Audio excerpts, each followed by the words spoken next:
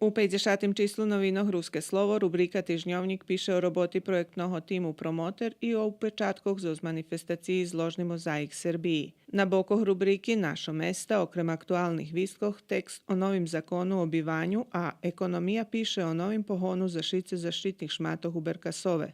Duhovni život zaznačal viski z naših parohijoh, a kultura i prosvita informuje o otrimanih programoh u ramikoh tohoročnej manifestaciji Dni Mikoli Mlkočiša i o ročnim koncertu Maceri Ruskinji u Srimskej Mitrovici, o roboti sekciji robotiki u Keresturskej školi, a spatreni i hviljkovi status Ruskого narodnog teatru Petro Riznić Đađa. Mozaik zaznačal uspjeh mlade i solo špivačke Kristine Afić z Kerestura. Ljudze rok i život predstavili čitačom Australijanca Zvonka Hajdukovoho i Mihala Dorockija z Đurđova, a tu i nove predluženje feljtonu Jagnje skapal rock'n'roll.